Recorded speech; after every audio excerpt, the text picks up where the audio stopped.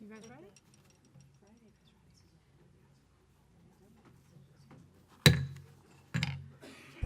Okay, I'd like to call to order this regular meeting of the Boulder Valley Board of Education for Tuesday, September 25th. Laura, would you please call the roll? Benford. Fuqua. Garcia. Gebhardt. Marquis. Here. Myers. Sargent. Okay, please join us in the Pledge of Allegiance.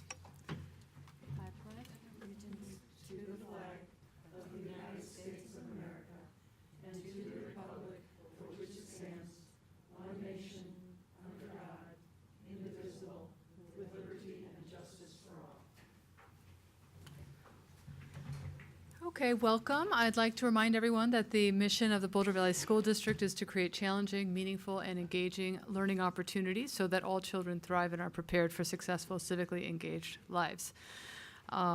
So we will start with our first item as always, and that is the Superintendent's Report. Thank you, Board President Marquis, members of the board. It's been another busy few weeks as I continue on my 100 days here, listening and learning tour throughout the district. Had several events I was able to attend that would love to highlight for the public and for the board. 2 weeks ago, I was able to participate Summit Charter Middle School's 10-year Green Star celebration for participating in EcoCycle. Was able to participate in a celebration at the school. I thought that was wonderful. Had a great opportunity to meet students and community members, and just the fact that we've been at it for 10 years, I just think is wonderful. It's a wonderful accomplishment for the school and for the district. 2 Saturdays ago, I was able to participate in a bilingual parent retreat at Calwood with parents and community members from Columbine, University Hill, and Pioneer.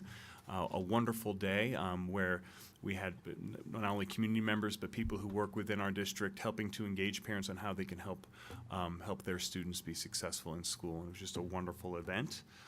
Last week, I was able to participate in 2 days of consensus training. And as the board knows, that's been a really great way for us as a system to make sure that people feel empowered and engaged as we make decisions together. It was wonderful training. I want to thank those district staff that were helping facilitate that and learned a lot over the course of those 2 days.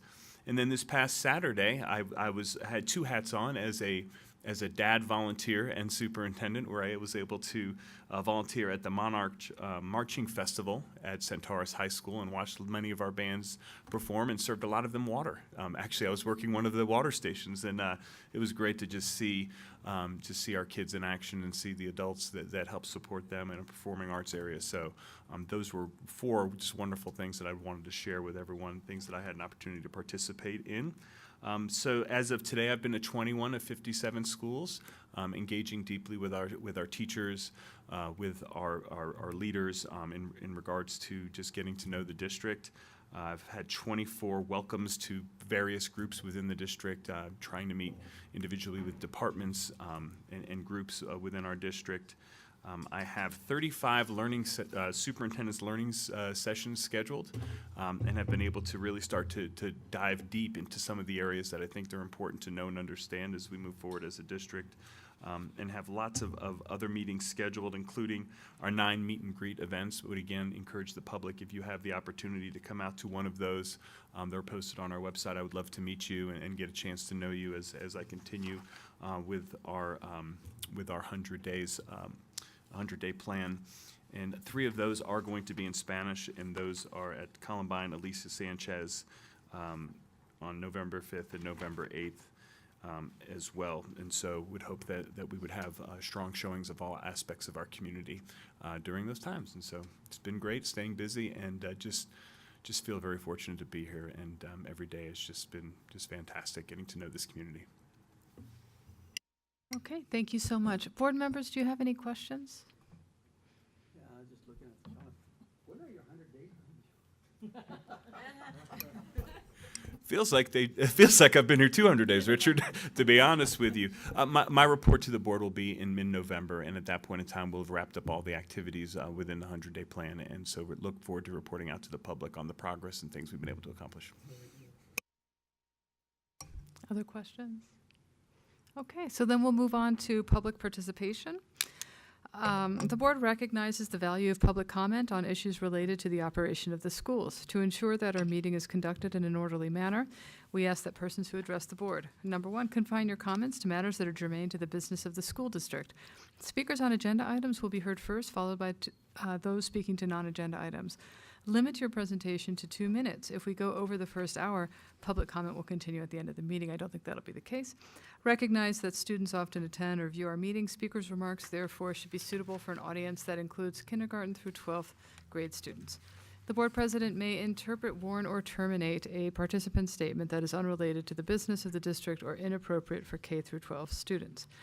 There is a lighting system on the podium, starting at green when your 2 minutes starts, turning to yellow when you have 30 seconds remaining, and turning to red at the end.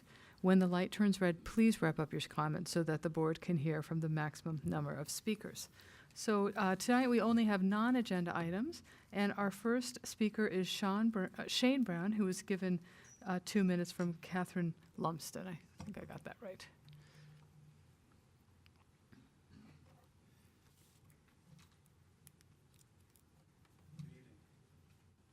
Superintendent Anderson, members of the board. My name is Shane Brown.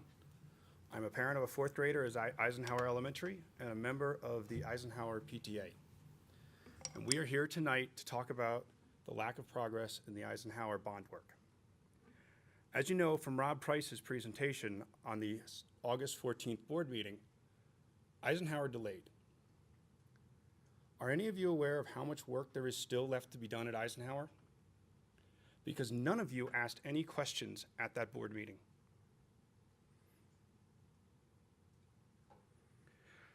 In the 2 weeks, or 4 weeks, excuse me, since Eisenhower is open, there has been almost no visible progress at Eisenhower. And you're not the only ones not asking questions. Last night, in response to letters from parents, Rob and his team came and had a public meeting with us at Eisenhower. We greatly appreciate this meeting. It was a great start. But we're a month into school, and it was the start. And at that meeting, it was apparent that the Eisenhower staff doesn't know who to talk to, doesn't know how to get things done. We're not getting responses from the district. Why did it take letters from parents to start engagement? We have recently changed project leads, with Catherine Zeeb taking on the role as project lead at Eisenhower. We asked that Catherine be more engaged than the previous project lead and spend more time at Eisenhower than the previous project lead did. Last night, Rob and Catherine presented details of a plan to finish the project, except for the bathrooms, by the third week of October.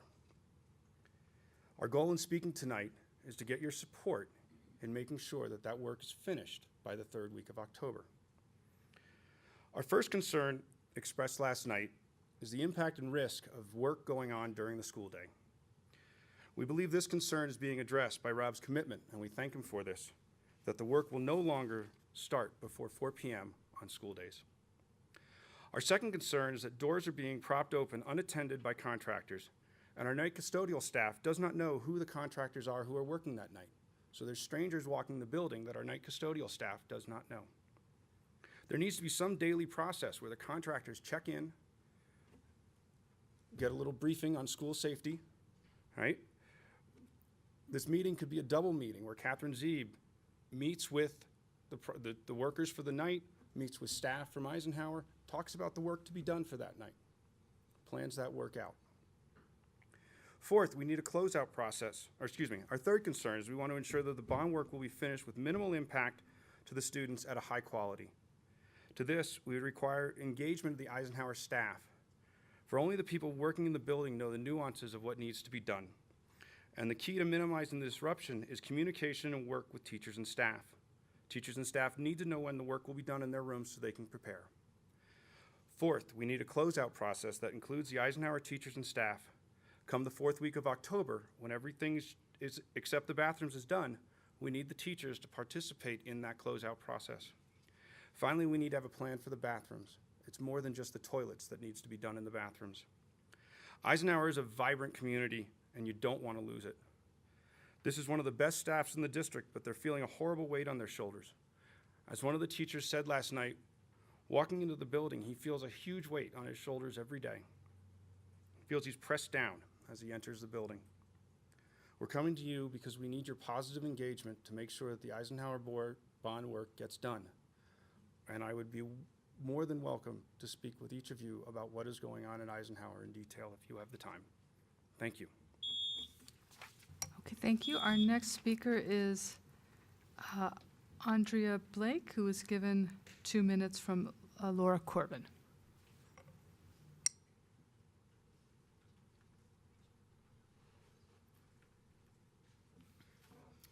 Hello again. My daughter is an 8th grader at Aspen Creek K-8. After missing 9 out of 11 school days due to being relentlessly bullied, as even her IEP team agreed, an extensive safety plan was drawn up by the school and district so that she could return to school. My daughter returned to school with some key parts of the signed safety plan not in place. I made several desperate attempts for school administrators to follow through with the plan as promised. Not only was I unsuccessful, my requests for a temporary safety measures to be put in place until the safety plan could be followed were met with threats that if my child, the victim, did not follow the plan, that she would have very serious consequences. The safety plan that was so time-consuming to create wasn't followed. School and then district administration refused to put anything else in place. Because I have severe multiple sclerosis, I am unable to drive. Instead, on many days, the next 2 weeks, I was forced to fill in the gaps and take her to school in an Uber and walk her in to ensure her safety. I then had to come back numerous times. As you know, she was bullied 9 out of 9 days that she was there with the safety plan in place. With nothing more than a piece of paper and empty promises, and my younger daughter now being targeted by the same bully, I requested an emergency meeting to keep both girls safe at school. After a long period of silence, I was told no by school administration.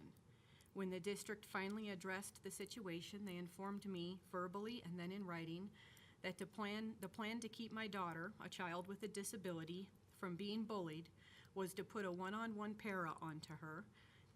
That would clearly further stigmatize her and lead to more bullying. Perhaps the most upsetting part of this plan was that this person hired by BVSD would be a bystander for when, not if, bullying occurred, they could then report it. Thinking about my child's best interest and her safety, I kept her home rather than risking her going through the trauma of being emotionally or physically hurt as a school staff member stood by watching. My daughter has now missed 16 of 28 school days because the safety plan was not followed or due to what administration calls a breakdown in the plan on several occasions. My daughter was a member of the National Junior Honor Society, a member of the Peace Team, and a model student. The emphasis on keeping not my daughter, but the bully protected in school hurts my daughter just as much as the bullying has. Aspen Creek is her school. She will not be attending elsewhere. I will continue to advocate and return to every board meeting until BVSD correctly addresses this situation and stops my daughter, a student with a disability, from getting bullied in school. In the meantime, she remains home, devastated. My daughter is ready, willing, and able to attend school and access her education as soon as BVSD can provide a safe environment at Aspen Creek for her to do so. Okay, our next speaker is Marci Kendall, who was given 2 minutes from Dawn Bradford. Good evening. I'm Marci Kendall, and I'm the PTA president at Eisenhower Elementary School, and I would like to expound on a few things that Shane just shared. First, I would like to reiterate that we want to make sure that what is still left to be done at Eisenhower are things done with the highest quality workmanship and fixes that make sense and meet the needs of both teachers and students, including but not limited to replacing acoustic panels and shelving in ways that work for the teachers and students, and rethinking the bathroom so that the toilets actually flush and kids can easily make the water run to wash their hands, and make sure that the layout makes sense. There must be meetings with the teachers to make sure that these updates are going to work for the teachers. They have been repeatedly left out of the loop or had their comments ignored. That must stop. Since August, they have borne the brunt of the problems. The teachers, not contractors, have worked weekends to prepare their rooms. They have repeatedly cleaned up their rooms and re-prepared rooms because the workers have damaged their rooms or left messes. Before replacement shelves are ordered, the teachers must be talked to. We suggested last night at the meeting with CACI that CACI meet with the teachers in the pods to determine what still needs to be made right in each pod. The teachers are our best resources for this. The teachers need to be informed of changes that are coming and a timeline so that they can make sure they can move their stuff out of the way so it doesn't get damaged or dirty. At last night's meeting, Rob Price and CACI assured us that they would tell the contractors to follow the safety protocols and not work during school. Additionally, we were assured that both, one, they would work after school and on weekends, which is what we were assured in August, and that did not happen, and that the 170-item punch list will be completed by the third week of October. How is CACI Zeeb going to manage off-hour contractors, meet with teachers, and contractors to plan this work? Will there be anyone else as a deputy? I had my daughter calculate how many items need to be done each week to make the 170-item goal in less than 4 weeks, and she and I both think it unlikely to be done in that time period, especially only after school hours and on weekends. Which leads me to my next question.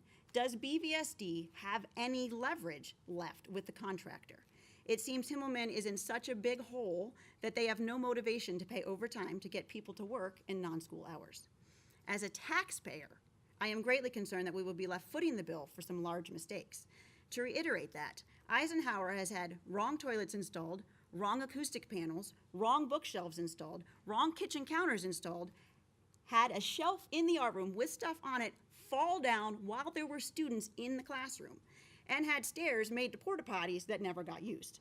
This is just what I, as a parent, know. I can only imagine what more the staff members could tell you. How is it that the bond money won't pay for these mistakes? Such large mistakes are my next point. I want to make sure there's oversight in the future. How did residential toilets ever get ordered? How do we know future remodels won't go this poorly? This past summer is evidence that there was a bit more bit off than could be chewed. We don't want any other school to have to go through such a mismanaged remodel. I respectfully request that BVSD takes hard looks at lessons learned and considers new approaches in the future, especially making note of teachers' requests so that if things need to change from plan, they know which teachers to go and ask to make sure that the wrong things don't get ordered and things are still going to work well. I would like to conclude with a reminder that our goal in speaking tonight is to make sure that Rob Price and CACI Zeeb have the resources they need, financial and personnel, to meet this plan in a way that is safe and minimizes the impact on the learning environments and the teacher's work environment. I am also requesting that they keep the entire staff appraised on a daily or near daily basis of the schedule of the following few days so their rooms can be properly prepared. I hope I don't have to come and beg again at another board meeting for these resources. I would like to conclude on a positive note. The teachers and the staff at Eisenhower are amazing. They have made the best of a rough situation. They have cleaned up what they've needed to. They have shown incredible patience, and they have never showed their frustration to the students. They are a fabulous group of teachers and staff, and we are so fortunate to have them. Please reward them by finishing the job with quality results. Thank you for your time. Okay, so that concludes public participation, and we'll move on to board participation. Anyone want to start?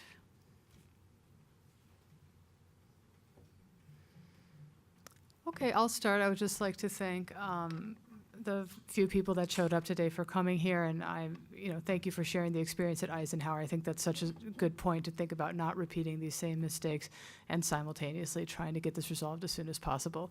Rob has been keeping us up to date, and we are very concerned about it. So I hope that it just continues on that pace. So thank you. All right. Anyone else? Sam? I would just echo that. I apologize, Ms. Kendall, Mr. Brown, and everybody at Eisenhower. We are learning lessons about what happened there. The board is being kept up to date, and we want to move it as fast as possible and in a high-quality fashion. And again, I thank you for your patience, and I particularly appreciate the point about your teachers bearing the brunt of the problems. We don't want that to happen. Anyone else? Kathy? Don't have much to add to what Sam and Tina said about Eisenhower. On a positive note, Richard and I went to the pep rally kind of grand opening for the school at Centaurus, and we're able to get a tour of Centaurus and the transformation. They're having an official grand opening, I think in basketball season, if I'm not wrong on that. And it was just great to see the students come together and the school come together, and just to see how much great work has been done at Centaurus over a couple of years. So we really appreciated being able to go to that. And then recently I was able to go and help teach a class at Boulder High of aspiring young teachers, and it was just awesome to see these young students and their great questions about what would they want to look for in a district, when they were going to apply, and what they would want to do, and to see hopefully at least half of them, I'm hoping all of them, but I'm trying not to set the bar too high, decide to go into the teaching profession, because I think that's one good way to try to address our teacher shortages, to start trying to attract and interest kids at the high school level and kind of grow our own even in Boulder. So that was a great opportunity. And the rest I think about CASB I'll just address when we get to the board resolutions. Okay, Richard. I too want to thank the two parents that came in from Eisenhower, and I'm really certainly glad that Rob and was able to meet with the parents there, and hopefully that that discussion will lead to a resolution and make sure that the parents and the teachers are all, and the kids especially, are all satisfied soon with the Eisenhower progress. I also am very concerned with the situation at Aspen Creek, and I'm sure that you'll be updating us on what's going on with that.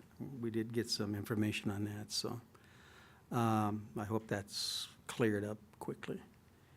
I just want to make a quick announcement. On October the 20th, I believe, the Latino Parents Summit will be happening at Manhattan Middle School. I believe it's from 9 to 3. And you'll all get, I'm looking at the board, you'll all be getting invitations to that Latino Parent Summit, as what I'm told, and as well as you, Dr. Anderson. So hope you all can attend, and I'm looking forward to the summit, the Equity Summit happening on Saturday. So.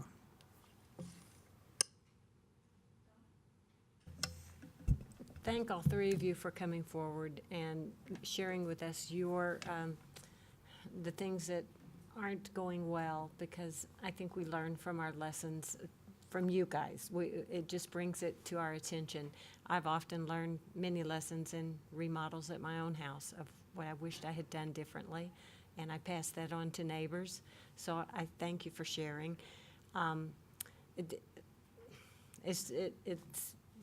It's touching to hear what's going on, and I hope that it gets resolved soon. And I wanted to address Shane on that.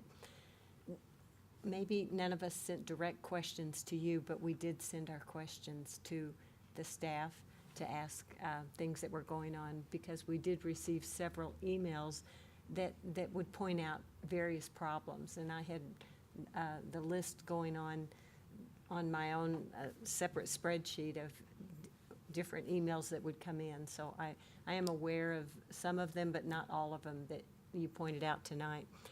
Then I want to switch topics here and say today we had an audit committee meeting, and we discussed the final debt issuance for the 2014 bond program. We talked about the pros and cons of when to market the bonds, and we're waiting for the data analysis recommendations from Jim with Hilltop Securities before a decision is made on when to release those for the sale. We reviewed the report from Clifton Larson Allen, which was a report given to us after some mistakes were made in budgeting and accounting that was requested for the district to have this report. And from that, just like with Eisenhower, anything else, we learned lessons that we're going to apply in the district to future financial decisions and implementations that are made. And also we looked at a list of 13 policies regarding district finances that will need to be reviewed and updated.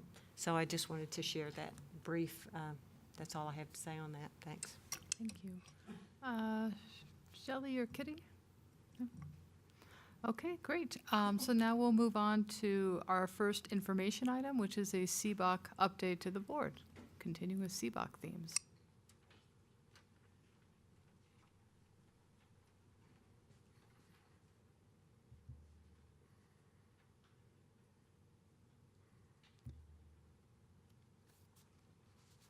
Okay. Good evening, President Marquis, members of the board, and Dr. Anderson. As you heard tonight, we've had, or as you will hear tonight, we've had a lot of successes, but we've also had our challenges, so we'll walk through both of those. The Building for Student Success program completed a significant amount of work this summer, improving learning environments and moving district priorities forward. Over $66 million was invested at school and district sites from May to August. Over 12,000 students will benefit from the work completed this summer. 7 projects are currently under construction, with transportation scheduled to finish in December, Fairview finishing in August of 2019, and as stated this evening, Eisenhower will finish in October of this year. By the end of October, we will have completed 32 of the 63 projects identified in the master plan.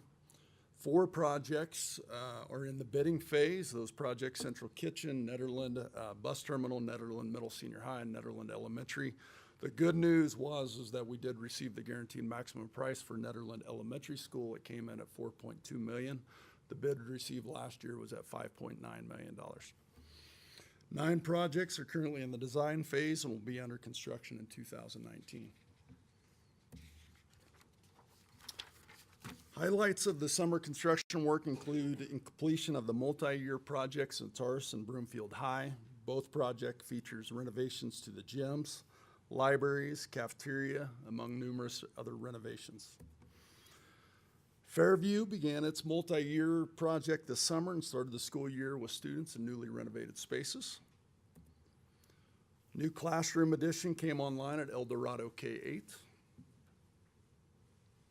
Early childhood classrooms were constructed at El Dorado, Cole, Fireside, and Eisenhower. Innovation dollars have been invested in libraries, innovation spaces, videos, and new furniture. Video studios, I should say. PE and athletic programs will get a boost with the new gymnasium at Platts, new tennis courts at Monarch and Broomfield High School, new running paths at El Dorado and Monarch K-8. Buildings are functioning better thanks to upgrades to HVAC systems, electrical, plumbing, life safety systems. We're also extending the useful life of our buildings with new roofs, doors, windows, parking lot paving, new flooring, etc. So Centennial Middle School, we completed $12 million worth of work of renovations of Centennial Middle School this summer. The highlights of this project include significant renovations of the library, cafeteria, kitchen, gym, as well as a new culinary arts classroom, new roof, HVAC improvements, new flooring, carpet, paint, doors, and windows. So at this time, I'd like to introduce John McCluskey, principal at Centennial Middle School, and talk about the renovations.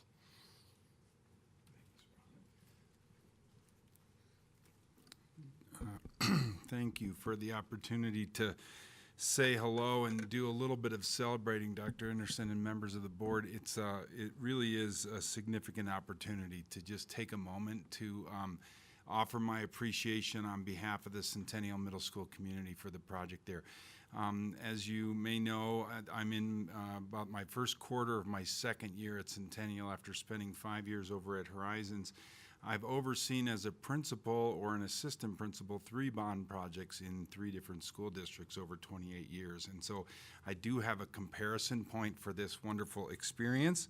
And what I really, the 5 words that came to mind around this project were innovation, learning, commitment, engagement, and relationships.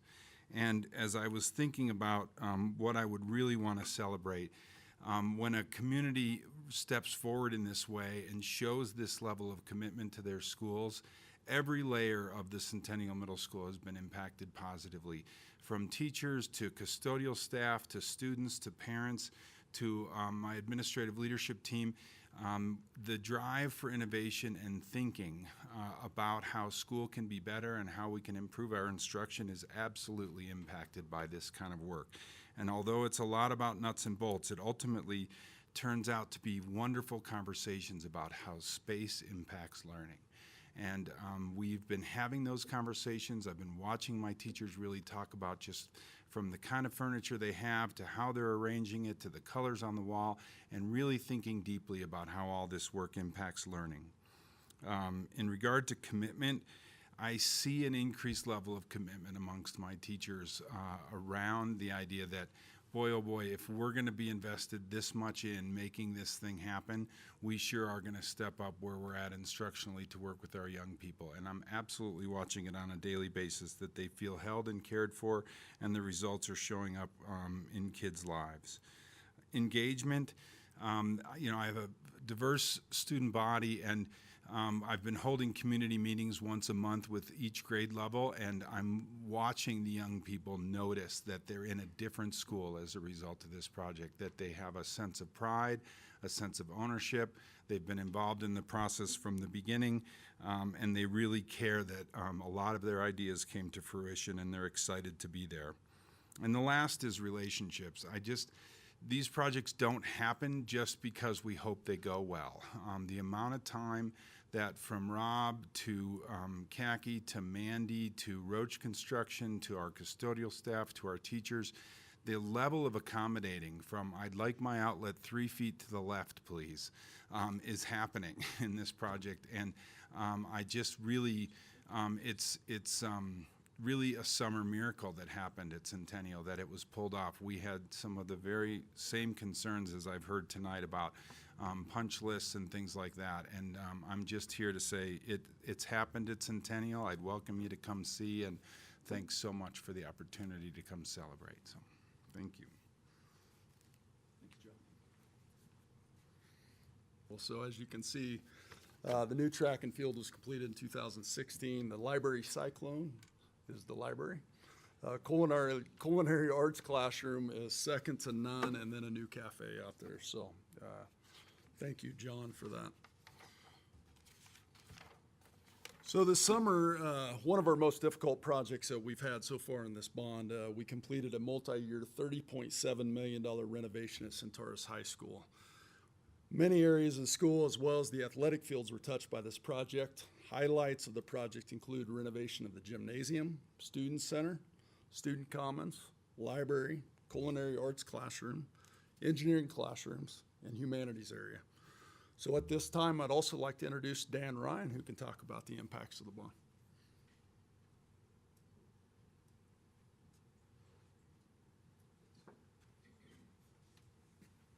So, good evening. So I'm Dan Ryan, the principal of Centaurus High School. I'm also an Eisenhower parent, so construction is near and dear to my heart. And he said under construction for 2 years. I thought it'd been a little longer, but no, it sounds about right. And so like John, first of all, I want to say thank you to everybody in this room today, everybody on the board, everybody in the district, and also the voters and my parents, students, because this was huge for Centaurus. So yeah, like John, I want to give my thanks. Unlike John, so I don't have the 20 years of principal experience. So last year, under construction was my first year as a principal. So that was interesting. But in the end, I think everything worked out well. So here's what I've seen with the project at Centaurus, right? First of all, there is an immediate impact. Like when you walk in the building right now, actually, sorry, even before you get into the building, you pull into our parking lot, you see our entrance, you see our stadium, right? It's an immediate impact, it's an immediate improvement. And parents notice it when they come in for back to school night. Kids noticed it when they came in for the first day, when they went in the gym for the first time, and the new floor and the bleachers, and even just the graphics on the walls and everything. The school really reflects the value that we have for our kids, right? And they picked up on that really quickly. So they really enjoyed that. There's that immediate impact. You walk around and it's bright, it's open, it's nice, it's inviting. So that's been fantastic. On the instructional side, what I've seen this year, what I saw starting last year and getting into it, but we're still more under construction, I've seen a lot more flexibility in the instruction, and I've seen, like John, I've seen teachers kind of take a deeper dive in looking at things, and really just the conversations that they're willing to have this year as opposed to, say, 2 years ago about how to use that space, how they can change up their instruction, they can flex, how they can provide opportunities for kids. I'm just seeing a greater depth of instruction there.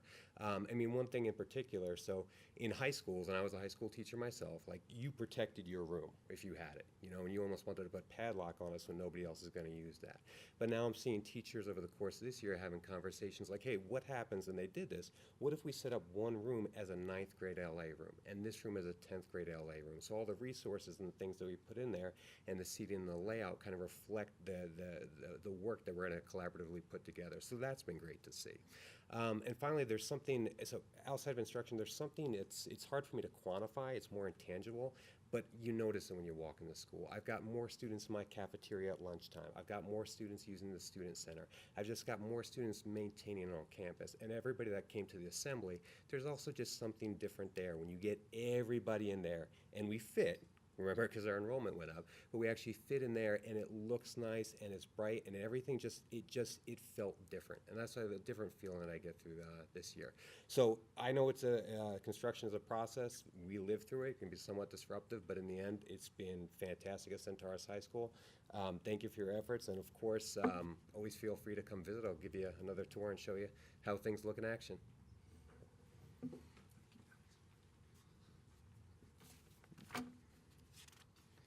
So real quick, just so we run through the photos here, see if they'll pull them up.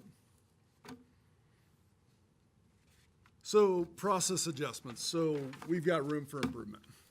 That's what it really comes down to. We have a total of 14 projects that are going to be under construction next summer. We had 16 this past summer. We've got to learn from the challenge we've faced. We're going to learn, one of the things that we have to improve on is when we're bidding these projects. As we talked about last spring, we were still bidding projects in March, April timeframe. Right now, material lead times have 12 to 16 weeks on a lot of our materials. So mechanical units, glass, et cetera. So that's what we ran up against, is by the time we had a guaranteed maximum price and we procured equipment, we were too far into the summer to get the work done. We got to spend more time making sure that we're hiring the right contractors. I'll just be honest. We've got to make sure it's all about the superintendent that's on the project site for the general contractor.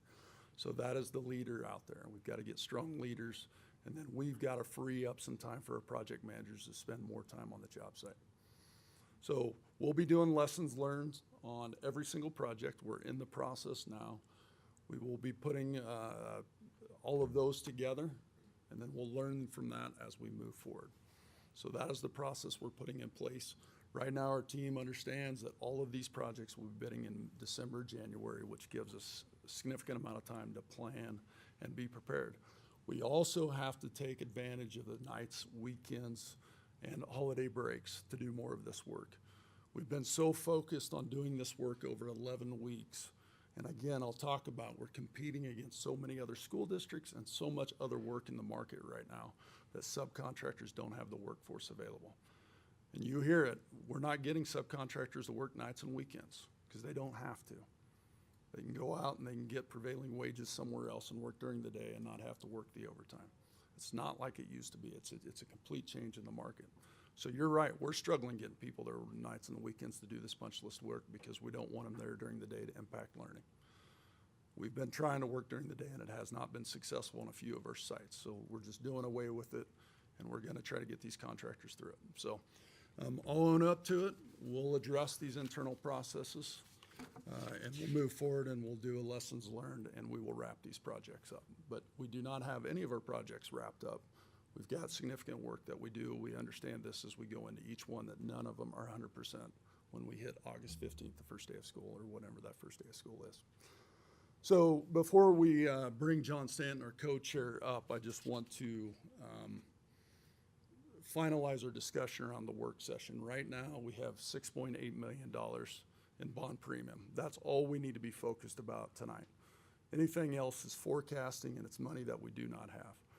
So when we're talking about the decision, what I had asked originally was, do we have the board's support to move forward with the central kitchen which was 2.8 million of the 6.8 million that's available. That's the only decision that we need to discuss tonight. Anything else would be a future conversation, and if I have those, I'll bring those forward at that time. So is there any additional information that you need on the central kitchen at this time? What's the total cost of the project? 16 million. And then as we work down, we have a $2.8 million shortfall. Right. So that's the number that we would take to our oversight committee for approval. And we would do that in October. Okay. Questions, board members?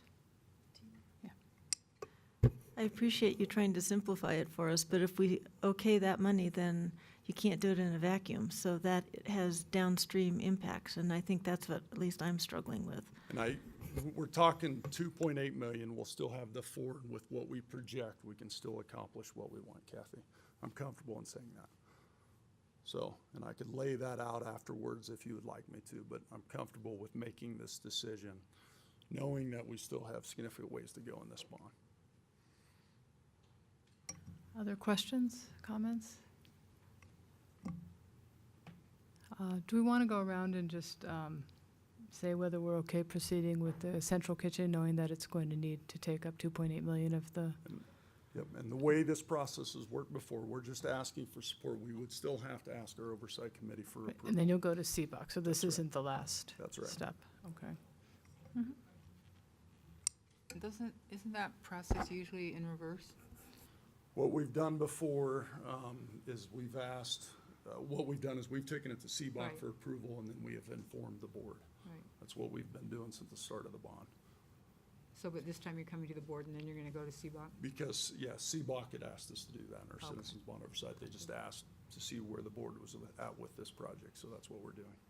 Well, I would really appreciate it if you could lay it out like you just described, Okay. so I could see it Be on more than paper happy and- to. Yeah. Yep, with some options out there. Okay. Sam? I'm comfortable having CBOC take a look at it, and I'm comfortable with the recommendation. It was in the master plan. I think we saw at our work session that it'll result in cost savings as we project out over 10 years, and I'm ready to ask CBOC to take another look at it. I don't have any additional to say. I would like to see CBOC look at it and Okay. give their recommendation. Perfect. I'm fine with it going to CBOC. Me too. So am I. So you don't need a motion for this? You just say, go for it. Okay, thank you, Richard. So at this time, I'm going to turn it over to John Stanton. John is our co-chair of our Citizens Bond Oversight Committee, and he'll provide an update. Good evening. We've only met once since we came presented to you. So we met in, I guess it was in August now. And Dr. Anderson was able to come and participate with us. I don't know if that was part of his 100 days, but plan, but he was able to listen to all of it. And we did get a lot of good updates. It's a big meeting, that August meeting, because we get a lot of updates for the summer, where all the work is happening. Each meeting we do review the committee reports, the financial reports, the staff presented the forecasted projected recommendations, and in that meeting is why we came back and said, you know, we wanted to hear from you guys about the kitchen. As of September 11th, the program has spent $380 million, making the program 57% complete. Additional contracted or total contracted commitments right now are $436 million. You know, so of these 600 plus, so 400 are already committed. So we're a little bit further than 3/4 way through. Staff shared what they anticipate to be future needs for unallocated funds in the program. And at the last meeting, we asked for direction, and that's what we got today from you, and we appreciate that. The staff is tracking project performance in terms of variance from the contracted construction bids, and shares the information with our committee every meeting. And for the 11 projects that are over 90% complete, the average variance from the contract price is 2% under budget. So that's always good that the staff is keeping these under budget. And for the 10 projects are completely done, 100%, they're averaging 1.7% under budget. So from an oversight standpoint, we have lots and lots of details, but do you have any questions for the committee? Obviously, we have, our next meeting is in 3 weeks. And so we'll be obviously taking up a few items, one that came out today, and then the kitchen, but we'll set that agenda and come back for the next meeting. So do you have any other direction for us or questions? Board members, Kathy? I just want to thank you for your commitment and everybody's commitment on the CBOC committee. I know that you go over these things with a fine-tooth comb, and you spend a lot of time, and it's all volunteer, and we really do rely on the CBOC recommendations and your oversight, and I know the community does too. So I don't have any questions. I just want to say thank you, because I know it's a lot of hard work, and it really helps give the community comfort that we're spending their dollars wisely and that we're complying with what we said we'd do. So thank you. Richard? Thank you very much. What does that 2% equal to in terms of real money? I'm gonna turn. We don't have that written down. So we're looking at 360 million, 2% of 360 million is 7.2. Yeah, there we go. And the same thing with the 1.7? So the 1.7, 100%?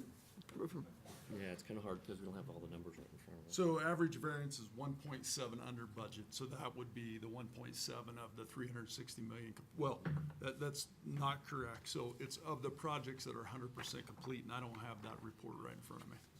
But we submit that to our Citizens Bond Oversight Committee every other month.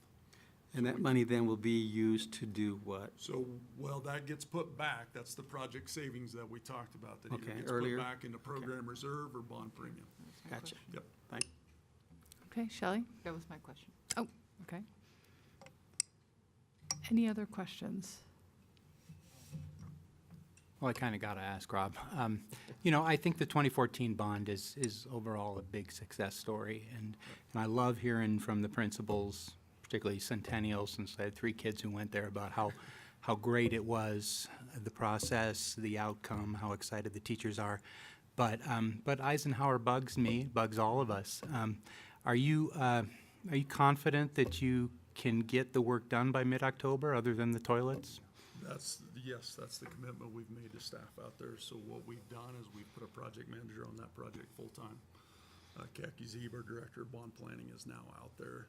We lost a project manager on that project, so there's been a transition that's been difficult. Yes, so that's the commitment we've made. Okay, thanks. Yep. We've got to do a better job of communicating, and it's been highlighted. Okay, other questions? Okay, so I think we'll move on to our next informational item. Thank you so much. Our next item is special educational outreach, I believe. Special education outreach update.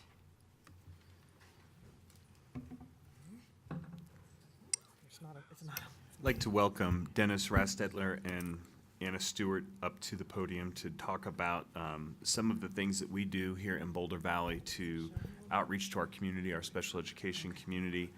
They're going to talk a little bit about some of the partnerships that I think are really unique and special, and I'm really excited for them to present this to the board and to the community. So Dennis, I'll turn it over to you. Hi, good evening. Good evening, President Marquez, Board of Education, and Dr. Anderson. My name is Dennis Rastatter, and I'm the Executive Director of Special Education for our district. It's my privilege to introduce to you Anna Stewart. Anna is our parent, school, and community liaison for the Special Education Department. We're here tonight to share with you the exciting work that we're doing in an effort to outreach and engage the communities that we serve. Thank you. Thank you. It's really a pleasure to be here tonight. What we want to talk a little bit about is some of the good work that our special education department is doing in our engagement and our outreach to our community. It's a 3-pronged approach: our outreach to parents, our outreach to the community, and our outreach to schools. So our goal really is our collaboration with our community partners, our parents, our students, our educators, and you guys. So this is our opportunity to extend our collaborative efforts and see how we might be able to work together. But we want to first of all tell you about some of the work that we're doing. So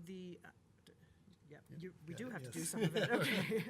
So first, I want to make sure that you are aware of our Special Education Advisory Council. This is a district-wide council committee that is comprised of members of parents and of community members and of teachers and educators are on it, as well as administrators. Our goal right now is to have a representational committee, as close to that as we can. And when I say representational, representing the span of geography, disability area, cultural background, parent configurations in our committee. It doesn't always get to an ideal amount because it depends on who wants to serve. Our first meeting is Thursday this week, and we have about 23 members. We are aligned with the Colorado Department of Education's Colorado SEAC, so CSEAC, which I'm also have been a member of for about 5 years. And I also teach other districts around the state. I go all over to teach them how to do SEACs, to really build that parent-school partnership.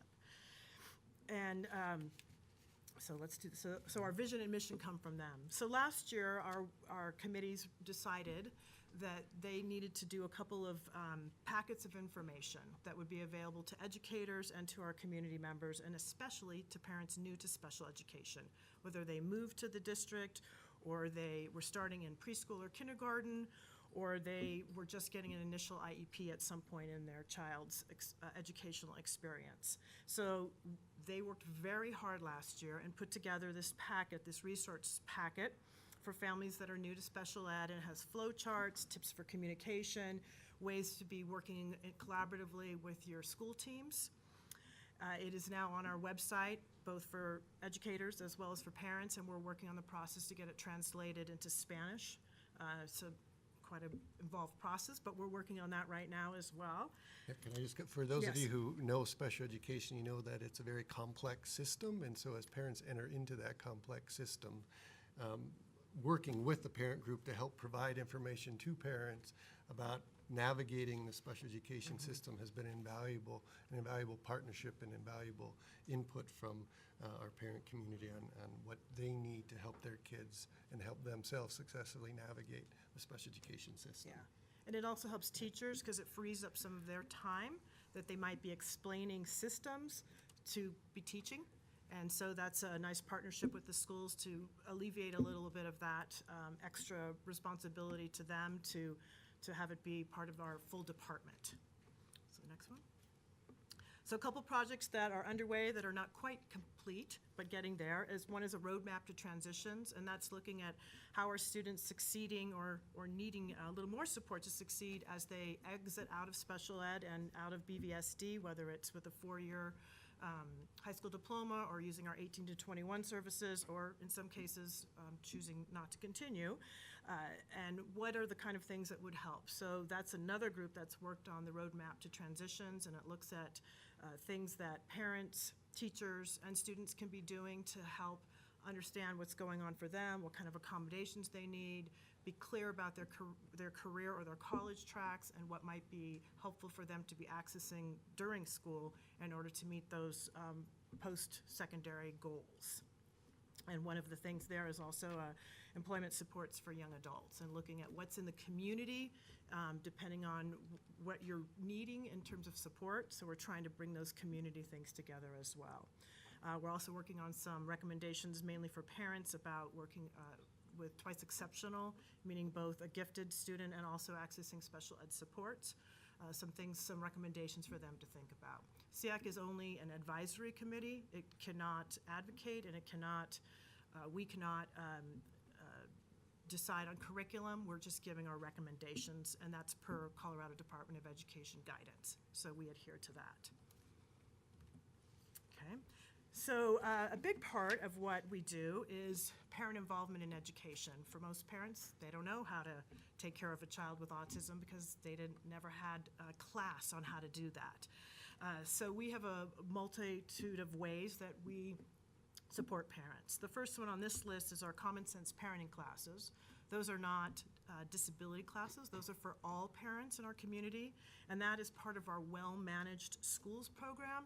We have quite a few schools. I don't have the exact number, like 15 or 20, where the entire staff has gone through our well-managed schools training and are implementing it across the entire school campus. And then the common sense parenting classes we offer at those campuses to complement the two, so that parents and schools are working together with the same kind of language, the same kinds of expectations, and seeing some just wonderful partnerships coming out of that. We also have a variety of parent network groups. There's 3 different types that we have right now that are kind of meet all different kinds of needs of students at all different ages, from preschool all the way through.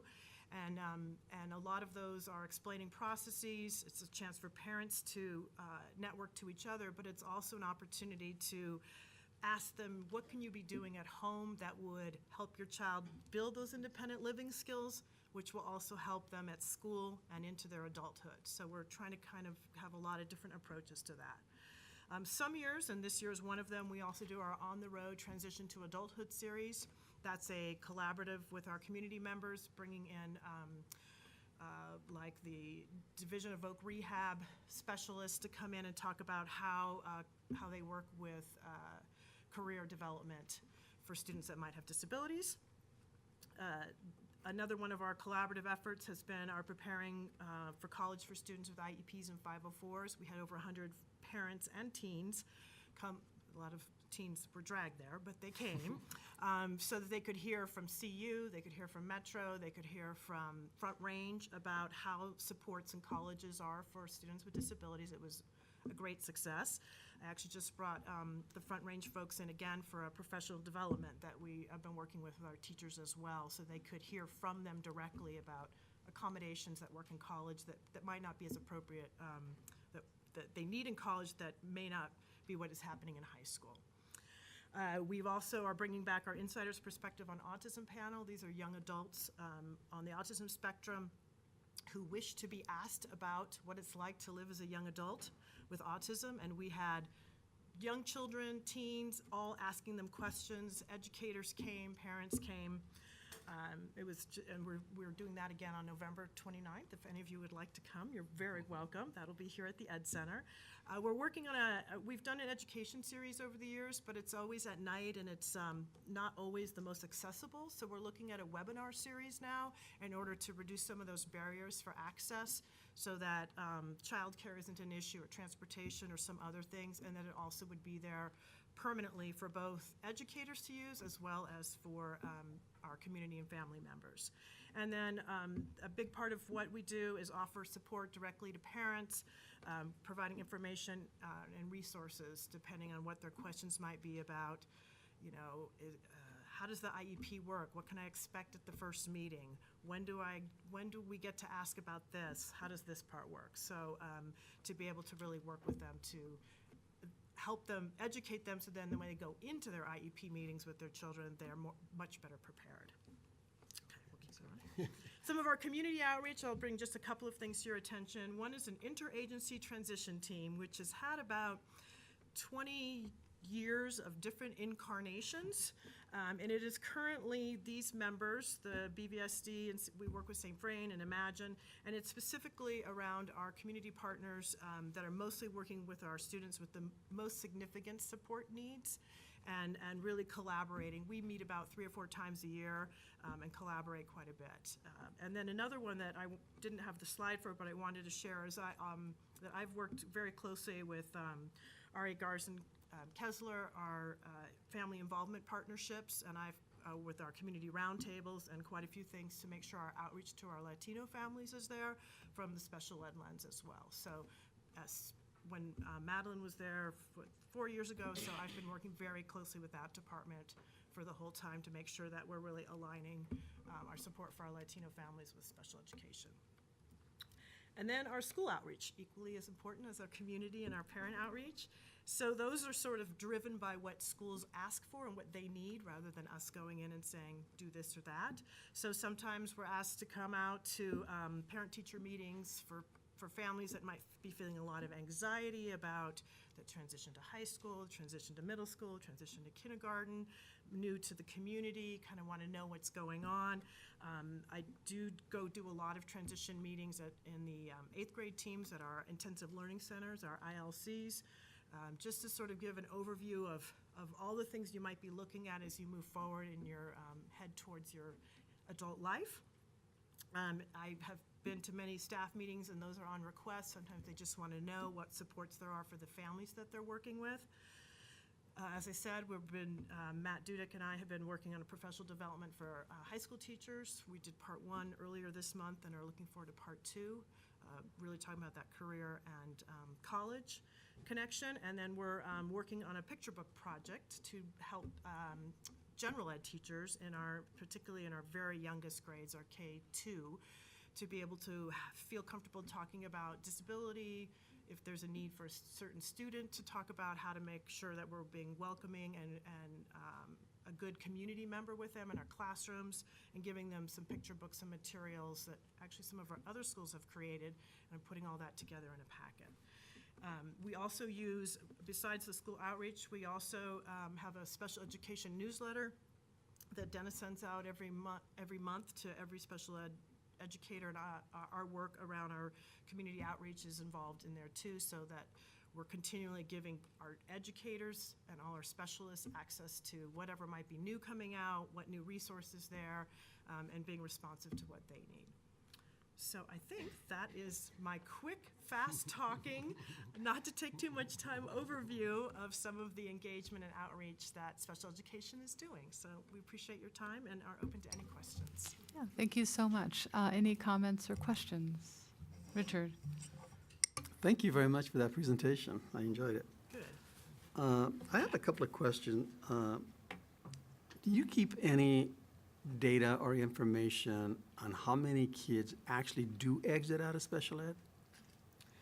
So, yes, yeah, we do, we could access that information through our IEP program that we have in Frontline, and so I don't have it handy for you, Richard, but yes, we Think what I'm going to do is I'm going to do an RFI on that, because I think that's something that I would like to learn a little bit more. Also, do you have any information on how many advocates are available for IEP meetings in the community? So I can do an exact number, but there are advocates who are engaged in our community either through the Association for Community Living, which provides resources for families to advocate as advocates, and there also are private advocates in the community who will work for pay or for pro bono to families. So, yeah. And the reason I'm asking this is because over the years, before I got on the board, I think I must have sat through, I'm going to say, hundreds of staffings as a community member advocating for some of our Latino parents and also white English-speaking parents. And I really think that there's a big need in terms of increasing the number of advocates. And I'm not necessarily saying the professional advocates at charge, but I'm thinking more of your community volunteer advocates that could be available to be at staffings that would learn all the rules around SPED and all of that. So that's something that I think we could probably start looking into and see what There's some training already done at the state level for some of Right.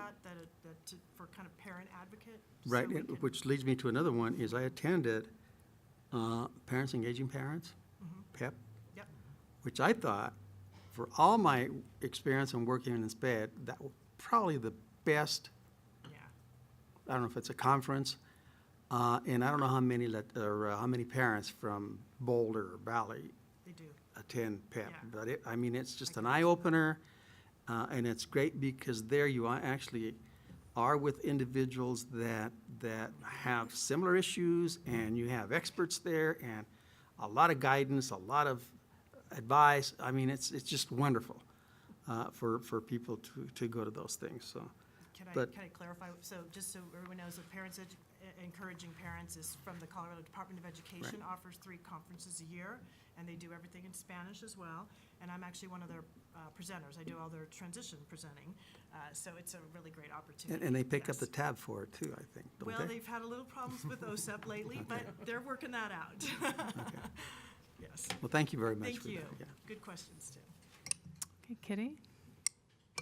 Yeah, I just want to thank you for presenting all this. This is all new to me, since I haven't yet served an entire year on the board. And things have certainly changed a lot since I taught special ed 40 years ago. So I would hope they've Yes. changed. But I'm really impressed with everything that we're doing and that we're advocating for the families, and just getting the communities involved. Thank you. Thank you. Donna? Hello, it's nice to see you guys since Nice I've to worked see you with as you well. and for you. Yes. And retirement's good, but I feel like I've taken on a whole new role here. But thank you, good information, and I think you gave a great overview, and I'm glad to see things are moving quite smoothly without me. We miss you. Yes. Thank We you. learned together, didn't Yes, we? yes. Thank you. Sam, Shelley? Sam? Thanks for the presentation, for all the work you're doing and that your team is doing. You mentioned a discussion on November 29th, I think. Could the board get an email reminder to that? Thank you. And I'm just curious, other than money, we know that that's always a challenge, and federal and state funding is paltry. What's your biggest challenge in this work? Either of you can take that. So that's a big question. Yeah. So I think it's a balance between instruction and compliance. Well, special education is so law-driven and compliance-driven that it makes it sometimes difficult to focus and allow teachers then to focus on instruction and how we best support our kids. And so that is, my years of experience, always been some of our biggest challenges, is really how can we take care of the compliance things, because that's absolutely vitally important, but free up some of our time so our teachers can teach.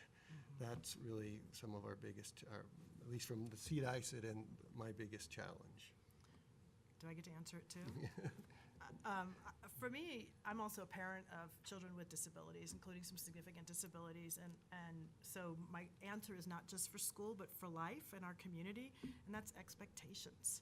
Our expectations are still not in our community, as well as sometimes me as a parent. I mean, I'm guilty of it too, of thinking the best and wanting to grow as much as possible, and I think that compliance issue sometimes is part of that equation, but it's not only from a teacher's side. It's our society and our community, and having places for adults with especially with significant disabilities to participate as adults in our community is still something we need to learn to do better, and working with our business partners and stuff. But we're on the right track. It's just going awfully slow.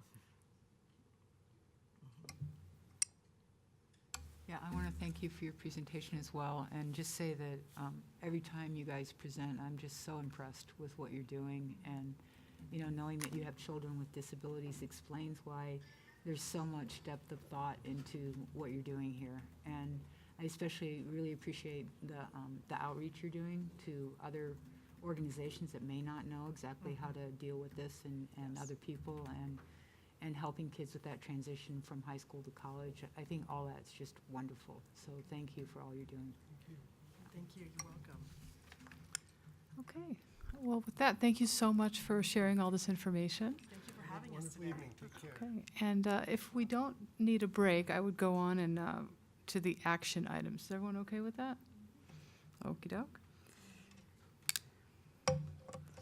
All right, so on our consent grouping, we have 7.1 approval of minutes September 11th, 2018 special meeting, 7.2 approval of minutes September 11th, 2018 regular meeting, 7.3 approval of minutes September 18th, 2018 special meeting, 7.4 acceptance of donation El Dorado K through 8, 7.5 acceptance of donation Foothill Elementary, 7.6 approval of District Accountability Committee membership, 7.7 approval of Resolution 1832 regarding Ascent Classical Academy Flatirons, 7.8 fiber lease contract amendment with City and County of Broomfield. So, are there any items that any board member would like to pull?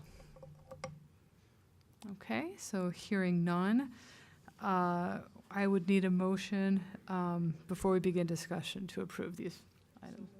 Okay, by Kitty, seconded by Richard. And any discussion on the items? Shelley? I'd just like to say on 7.7, the Ascent Classical Academy resolution. I just want to say that I'm not opposed to Ascent Classical Academy. And for those of people who have written to us, I actually feel like it might be a good option for some parents. I just am really concerned about their incomplete application and the fact that they want to waive some policies that we feel extremely strongly about, like anti-discrimination policies and some other policies. So I totally support the district in this resolution, and I just want people to know it's not because I don't want people to have the option of that academy. Any other comments?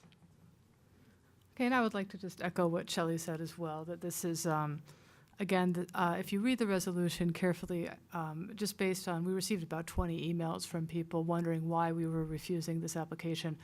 And it's because we deemed it to be incomplete for the reasons that Shelley stated. The resolution is pretty clear. It gives a detailed and thorough reason why. And just one comment, there were people who brought the same issue up when it went through review in Douglas County and in Jefferson County. So I just thought I'd throw that out there as well. Okay, yeah.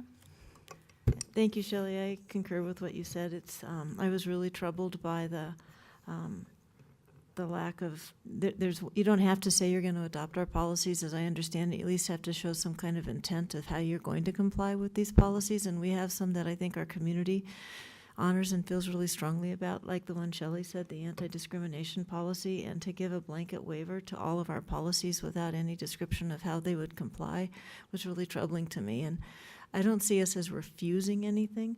I just see us as saying the application was incomplete, and certainly they can come back with a more complete application. We never said we were refusing anything, which is what some of the emails have said that we've been doing. So anyway, we'll see what the State Board of Education has to say about this.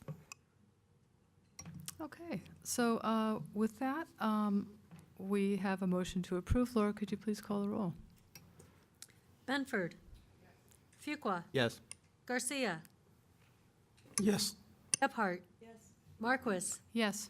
Myers. Yes. Sargent. Yes. Motion passes. Okay, so we have no action items today, and we'll move on to our first study item, and that is the CASB Fall Delegate Assembly. So I'm going to let Kathy introduce this topic since she's is that okay? Yeah, since she's our delegate to CASB and she's also on the CASB board. So do you want to, and I don't know if this is Donna and Kitty's first year, so do you want to talk about the process? I did attend one of these, so. Thanks, Tina. I'll try to be quick. I have said that I think the delegate assembly process is one of the best examples of representative democracy that I have seen. It starts with, as I tried to get a discussion going at the board level unsuccessfully, to have each board submit resolutions to the Legislative Resolution Committee.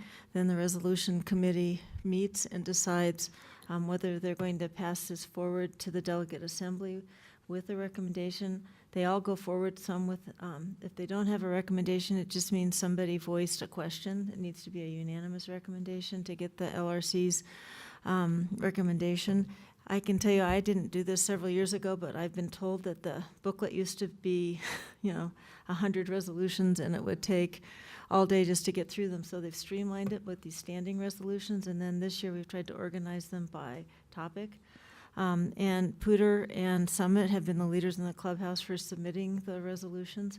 What would be helpful for going forward is the way it proceeds at delegate assembly is the presenter will make the argument for whether this resolution should be something that is part of the legislative platform for CASB in the next session, and then we vote on it. So what I'm looking for is whether there are concerns or issues with these resolutions, so that when it comes time to voting, it's not my vote, it's the vote of the board.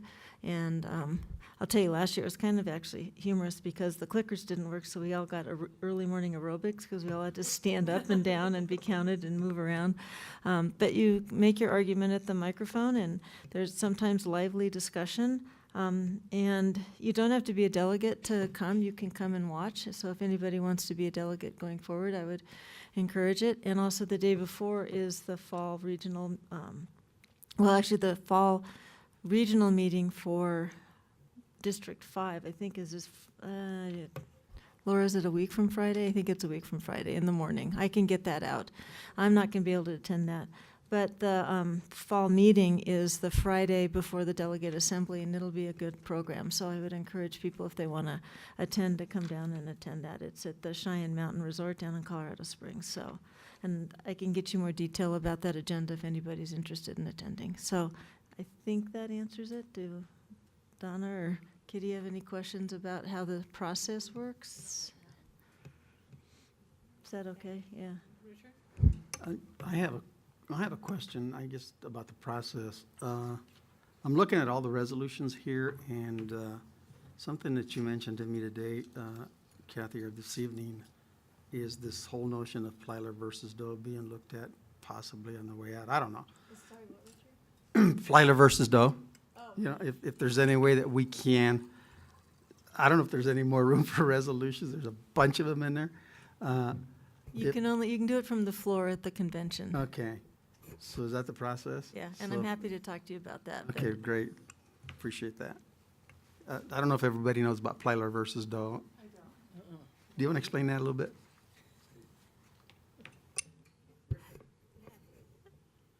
It was just an article I just read that I thought Richard would be interested in. Plyler v. Doe was a U.S. Supreme Court case that said that you have to provide an education to undocumented students, and it came about in the 70s. And I was just expressing to Richard that I am hoping that we never have to revisit that issue, because I'm not sure we'd get the same result today.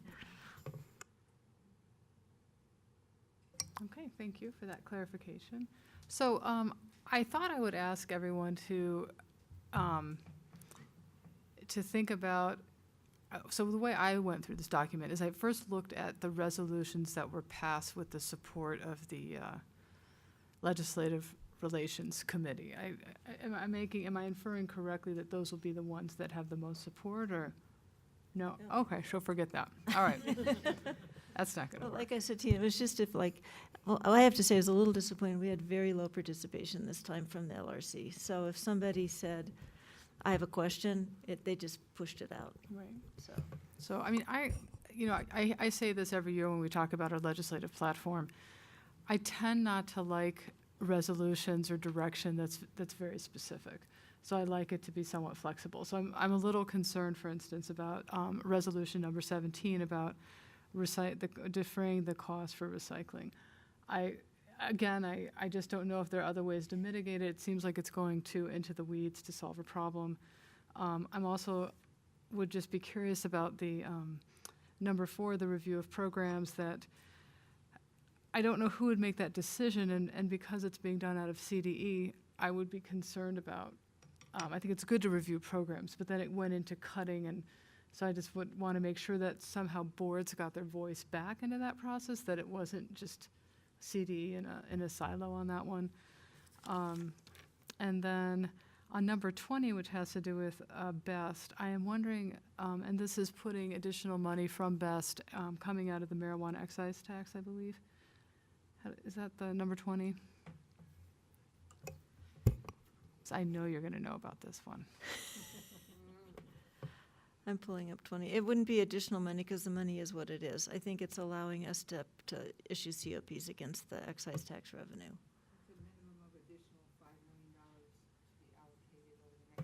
Yeah. Yeah. So it's where using would that money as COPs instead of cash. Okay, and do you feel like we need to do it through this vehicle? Is that? Well, right now, it's the only money we have for BEST. And so if we don't do COPs, then we're putting roofs and boilers on buildings that I believe probably should have significant renovations or remodels. I get that part, but then where's the money going to come from? I mean, is it just changing the structure of the money, but not the absolute value? Yes, so the money still is whatever comes in through the excise tax, but it's encumbering $5 million of it over a period of 20 years to pay off the COPs. So it would be less money available in the future years for cash. Okay. Does that help? Kitty? What are COPs? Certificates of participation. It's our way of financing these projects. Think of it as a bond, but we can't really issue general obligation bonds thanks to Tabor. So, and then my final one is just a resolution number 22 that encourages the funding and expansion of social emotional health supports. I just am concerned about whether it would get prescriptive in terms of which programs are offered. And then if we've already paid for and committed to those programs, would we be eligible for that kind of funding? Or can we use it to do replacement funding? So again, it's really specific. So that, I mean, this is all I've got. I have the same concern about that one. Yeah. I have so- some other. Yeah, do you want to go ahead? Yeah. So can I just ask, I'm not taking notes, so do you want me to be taking notes? I agree with the general, don't make them too general, but also, I don't know how specific you want to make them. But, would it be possible to have you send me your notes, or do you want me to start typing? What's the best Do you want me to process? take notes? I can, I Well, just I'd like was to listening, send them, so. because I haven't had a chance to go through all of them yet, so. Staff's happy to coordinate as well, if that's easier. So I'll listen, Shelley, and then. I just don't know if I kept a copy and I printed it out. I don't know if I saved it. That's before I okay. printed it. I'll If I do my did, I'm best. happy to send it to you. Oh, that'd be awesome, but let's see if I can answer any of your questions. Okay. So I guess I'll just touch on the ones I don't agree with. Would that be the way to go? I have to admit that I need to be educated on some of these things because I'm not completely up to speed. Like, the Claire Davis Act, I understand why school districts don't like that. But I also feels like we should have some standards that constitute some sort of reasonable, foreseeable harm standard that we offer to parents or that we make as part of our policy or something short of the Claire Davis Act, which I think is too extreme. But I do think that we have an obligation to identify risks and let people know about those risks. So I don't know how that. Yeah, I thought it was a little bit of an overbroad statement. Yeah. And I'm sorry, that's number 2. And then the next one. And maybe something, Shelley, we could have a conversation with later about how we make sure we just address it at a policy level at the Yeah, at I the think that would district. be better. Probably be a better way to handle it. And Yeah. then if there's things we need to ask CASB to do that we can't do because of the statute, we could have that conversation later. I think that's a good idea. So then the next one that I was concerned about was Resolution 8, which has to do with eliminating portions of Colorado's Student Data Transparency and Security Act that are unduly burdensome. I am not in any way for weakening that bill, so I would be highly opposed to that one. The next one from Summit School District, again, Resolution 9, about the voice and text in school zones. That just seems totally unenforceable to me.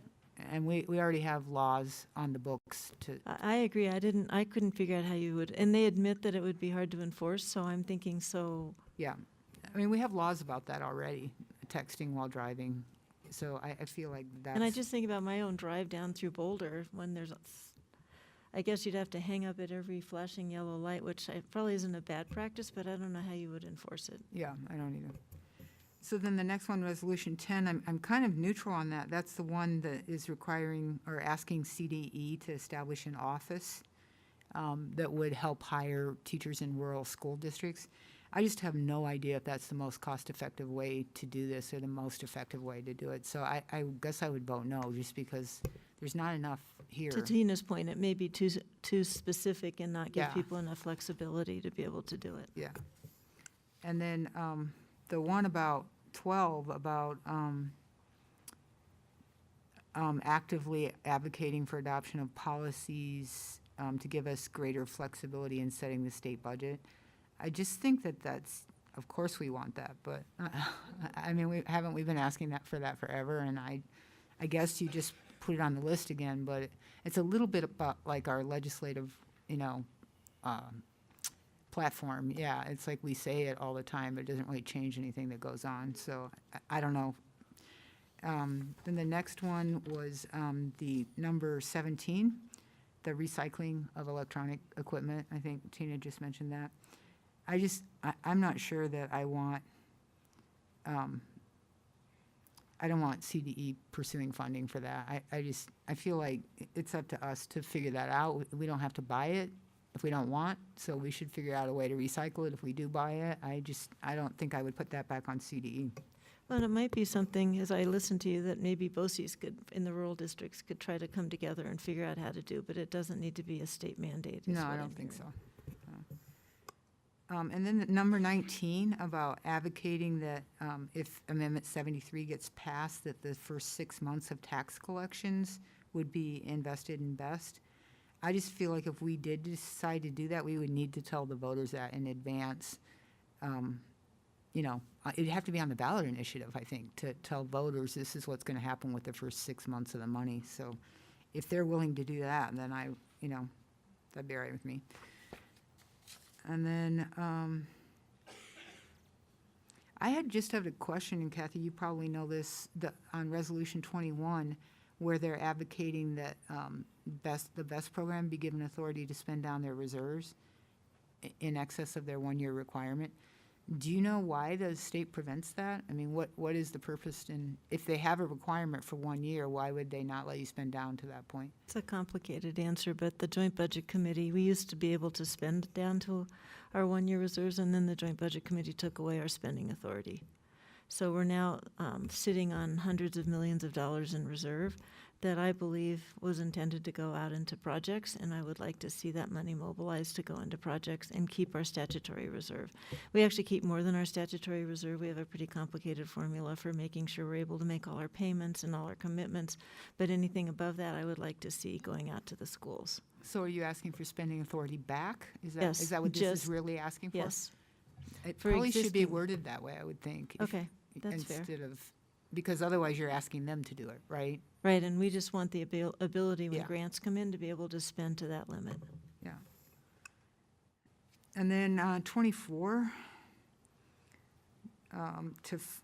asking the Assembly to fund educator preparation programs and retention programs, to eliminate current and future education or educator shortages. It sounds good, but then when you read the rationale, it says that it sounds like they're asking for a waiver of tuition fees for kids that go to college to study education. But the resolution doesn't state that. So the resolution has nothing to do with the rationale in this case. Yeah, so I'm not sure who would pay for that. And would there be some stipulation that a kid had to teach for 3 years before they were given that tuition credit? Or what would prevent them from just using it and getting a degree and not teaching? I don't know. This seems like there's not enough thinking behind that one, I don't think. And then blended learning, that's 26. So Shelley, what do you want me to do on 24? Because I'm taking notes, just. No. Okay. 26 about the seat time requirements. I don't get that one, and I don't understand it in principle because, the studies show that kids don't learn or retain information as well when they learn online. So I just, in principle, have an issue with that, formalizing blended learning in that way. I had problems with that one too, I agree. And then I just wholeheartedly agree with Resolution 30, and I would like to say that on the record. That's the one about officially recognizing dyslexia, and I think that absolutely needs to be done. Other states have done that, and they've had great results by mandating screening and identifying those kids early. So I'm 100% behind that one. That's it. I think I got it all down. Thanks. Kathy, will you explain how you did it before, but now I have more clarity here, how these get voted on and passed? So every school district sends one delegate, and then it's just a simple majority. Okay.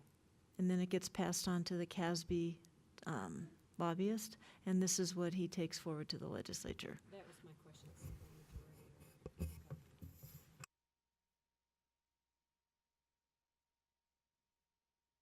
Any other board member want to talk about specific resolutions?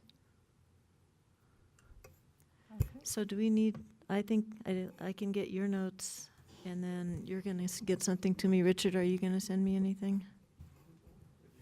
Okay. If I just have it by October 19th, and then let Laura and Tina know if we need to bring it back up again as an agenda item. Otherwise, I'll report back after the delegate assembly. Is that an okay way to go? Well, I think it has to come back on action, right? If we're going to. formally approve it?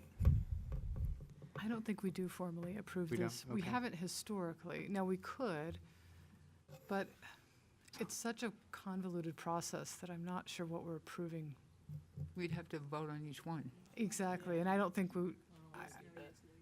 I mean, we have our legislative platform, which we do vote on. It doesn't really address half this. Yeah, it or doesn't. More than half of this. Yeah, I'm just, Okay, well, I'd like it to bring it back for one more discussion Okay. after I see the adjustments made based on my colleagues' comments. Is that okay? well, I don't think, I can't adjust it, but I could certainly compile the comments, and that'd give me a much better direction as to where to go. Yeah, okay. So Thanks. maybe, do we have a meeting like that Tuesday before, what day is it again? the 19th? Yeah, it's second Tuesday. Can we do that? Would that be all right, Sam? And between now and that Tuesday before the 19th, I'll get everybody's comments, and you just send me an email. I'm happy to just listen and write them down, and then with Laura, I'll figure out how to pull them all together and send it back out. Does that sound like an okay Yeah. process for everybody? All right, Laura, is that all right with you? Appointment as the delegate, though, so,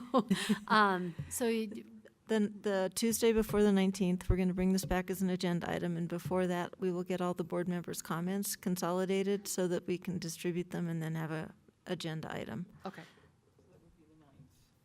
Melissa, do you think we need to take formal action on this? I've asked at CASB, and it's all over the map.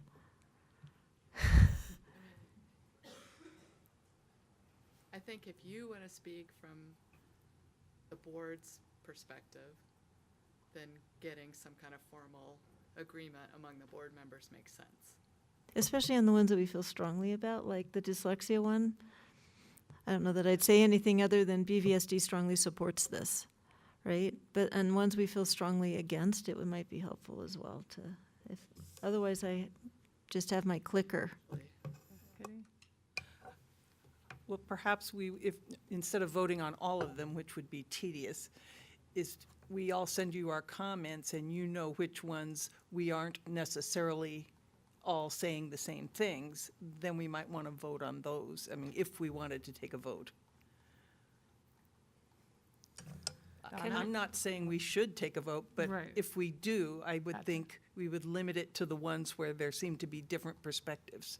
Okay, Donna? I could visualize a document that has 1 through 30, yes, no, and comments, and that we all weigh in on it. Okay. Well, I'll work with Laura and get something that, Yes, yes, no, no, and then if it's a no.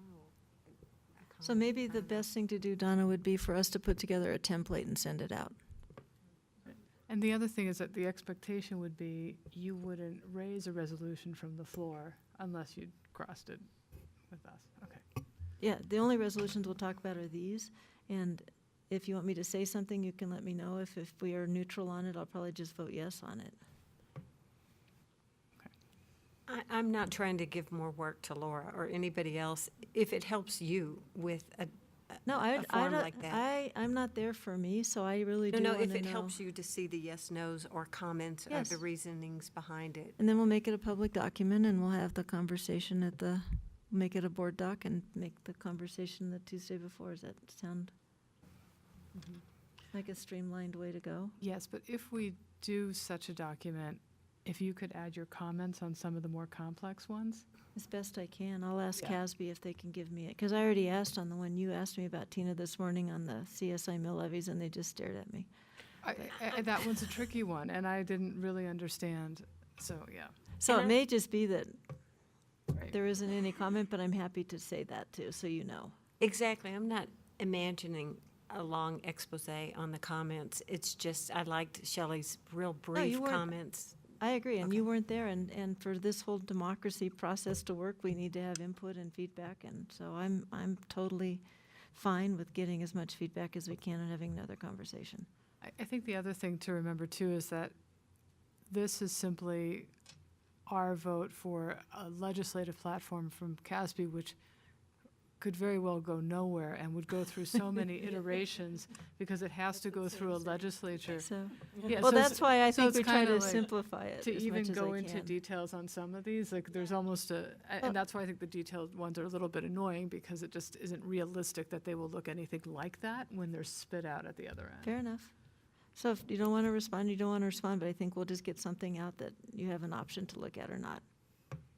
And then, like Shelley, just put your comments in on the ones that you care about. Yeah.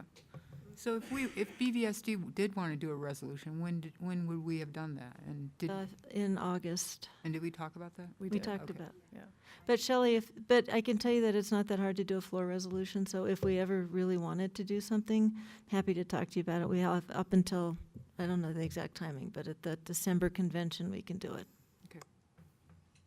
So just to clarify, Laura's going to work with Kathy on creating a document that then the board will send out and then get your collective feedback. Then we'll bring back at the meeting in October, and then there'll be a vote on the whole thing. Or a nod of heads. Well, Or not if it's. Okay. Got it. Just want to make sure we know what we have to do. Thank you. okay. Great. Is everyone okay with this? So we can move on to agenda setting? All right. So we just added something to the agenda. That was a great segue.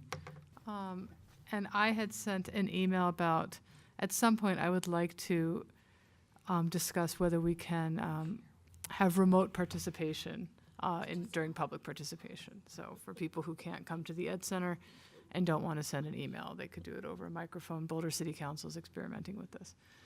So any other items for agenda setting? Shelley? This is just a thought. I went through the list of things that are on the potential call-up for discussion here, and it seems like a lot of them could be subtopics under a strategic plan discussion. So, like, I was just thinking about, since it takes so long to get to them, that maybe a more efficient way of doing that would be when Rob lays out his strategic plan, if there's like an academic achievement portion or something, maybe that could include a discussion of like, the equity strategic plan or the ELD strategic plan or the literacy reset or, the technology plan and how that fits with instructional goals. And maybe they could be lumped together as part of the strategic plan and touched on in that way.